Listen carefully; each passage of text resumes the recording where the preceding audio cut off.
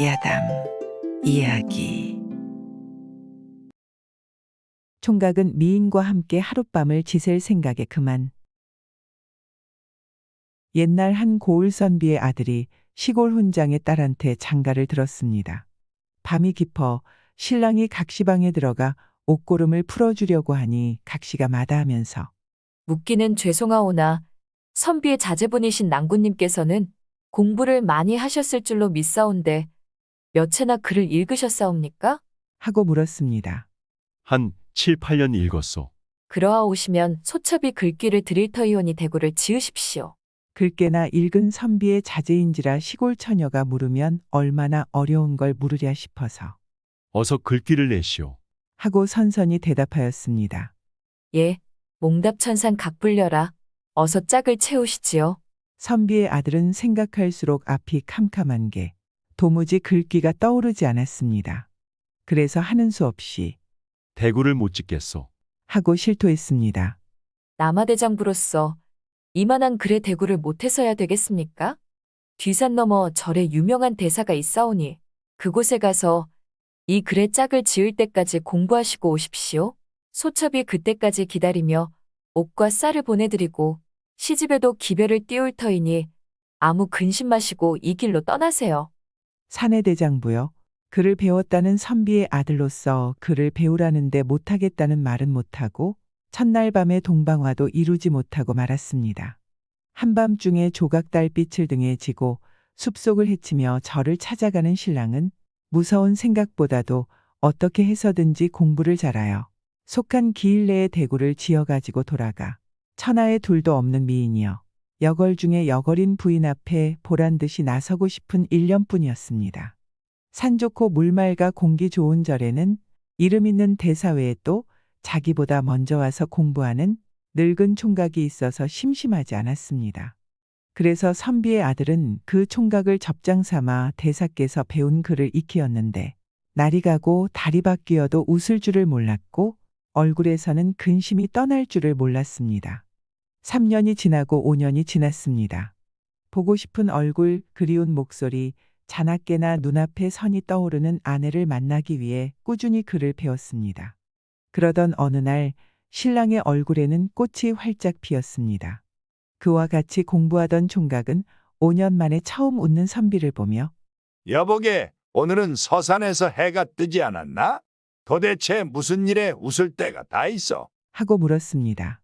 선비의 아들은 너무나 기쁜 김에 장가간 첫날 밤에 글을 못 지어서 동방화도 못 이루고 쫓겨난 이야기부터 시작하여 오늘에야 비로소 대구를 지어 오후에는 집으로 돌아가게 되어 웃노라고 여직 속에 묻어두고 있던 이야기를 털어놓았습니다.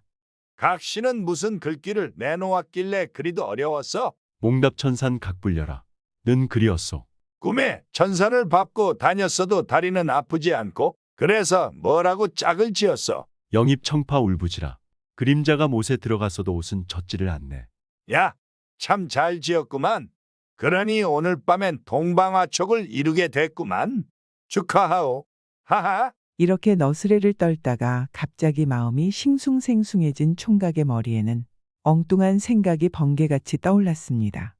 첫날 밤에 등불 아래서 잠깐 만난 여자가 5년이란 세월이 흘렀는데 남편을 쉬 알아볼까?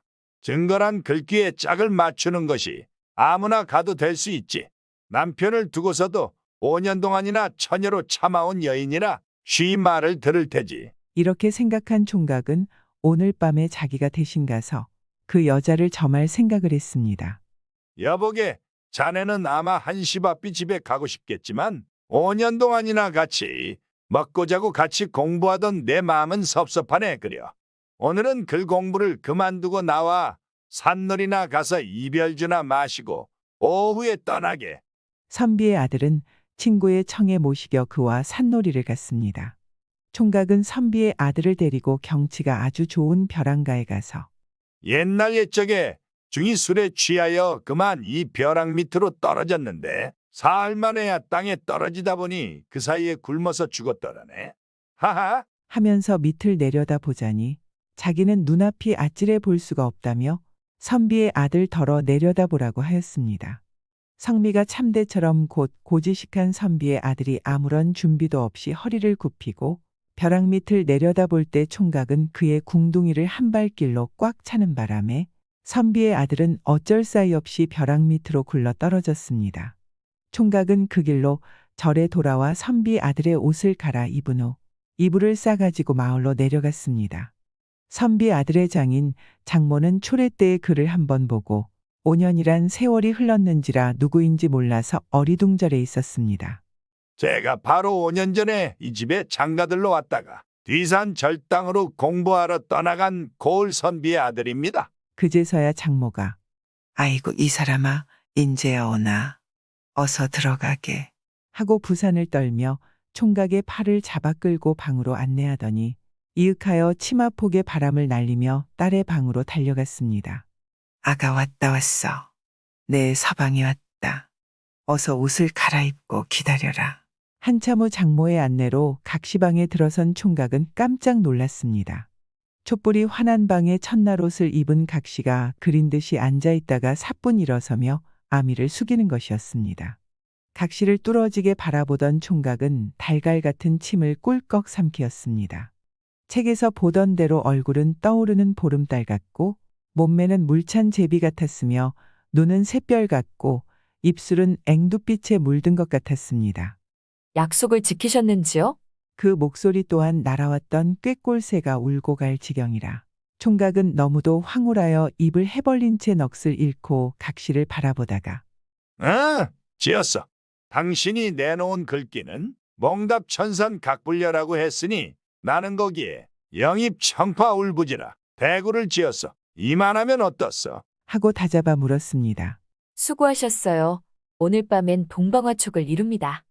어서 앉으세요. 원로에 급히 오시느라 시장하시겠는데 제가 나가서 진지상을 드려오리라. 각시는 그 길로 사랑방으로 나가 아버지를 보고 아버님, 제 방에 든 놈은 생명부지에 알건달 같사오니 장정 며칠 불러다 결박 지어놓고 문초를 하사이다. 하고 아뢰었습니다. 아버지는 그 말에 깜짝 놀라 어안이 벙벙했습니다. 저놈은 나쁜 놈인데 남편에게 내준 글귀를 아는 걸 봐선 필경 무슨 곡절이 있을 듯하니 속히 행동해야 한다는 딸의 말을 듣고서야 아버지는 머슴군을 데리고 딸의 방에 들어가서 다짜고짜로 그놈을 결박지어 끌고 나왔습니다. 이놈, 살겠거든 바른 대로 실토를 하라. 오늘 밤에는 영락없이 미인과 함께 하룻밤을 지새우게 됐다고 좋아하던 총각은 부들부들 떨며 이실직고 하였습니다. 아이고 세상에 이럴 편이 어디 있나. 각시 어머니는 사위가 죽은 것보다 딸이 청산과부가 되는 것이 더욱 안타까워 멘봉당에 풀썩 주저앉아 넋두리를 하였습니다. 어머니, 진정하세요. 진정하게 됐냐. 내 팔자도 기고하구나. 제 팔자가 어쨌다고 이러세요? 아버님, 저의 남편은 아직 죽지 않았으니 장정 몇 사람을 석불사 뒤산으로 보내세요.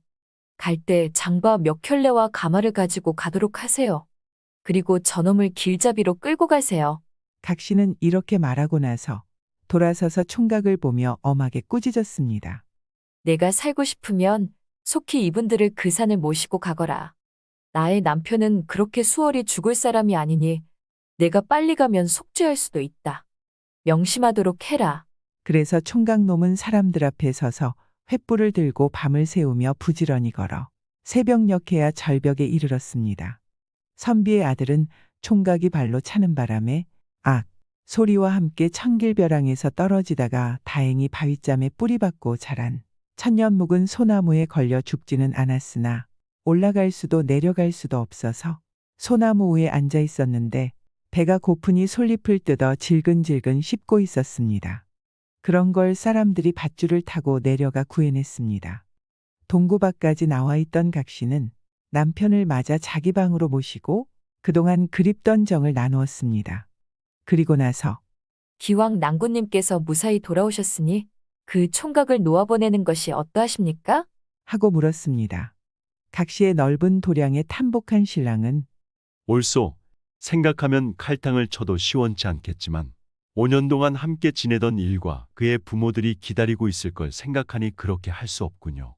하니 당신 말대로 합시다. 하고는 그 즉시로 총각을 돌려보냈습니다. 그날 밤 5년 만에 동방화촉을 이루며 신랑이 물었다. 그놈이 내가 아니라는 것을 어떻게 알아보았소? 그놈이 입이 해벌리고 들어오는 것을 보자 첫눈에 알아보았습니다. 그놈의 입술 아래에 기미가 있었습니다. 그랬구만. 그런데 내가 죽지 않고 살아있다는 걸 어떻게 알고 사람을 띄웠소? 낭군님께서 지은 글에 옷이 젖었다면 죽은 사람이겠으나 물속에서도 옷이 젖지 않았다고 했으니 살아계신 줄로 짐작했습니다. 당신은 언제 누구한테서 한학을 배웠소?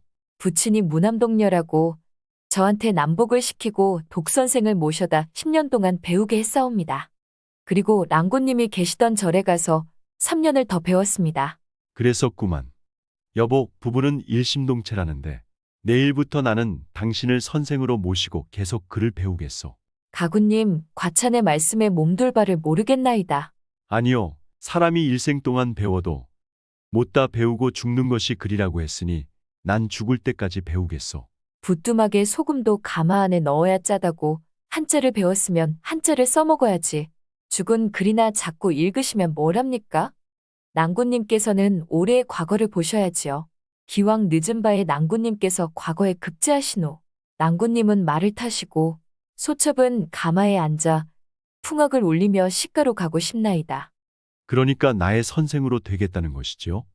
정 그러시다면 부족한 대로 쾌히 수락하겠나이다. 그래야지요. 하하. 만 5년 만에 마음껏 웃는 그의 웃음소리는 고요한 밤의 정적을 깨뜨리며 멀리로 울려 퍼져갔습니다. 구독과 좋아요, 알람 설정은 사랑입니다.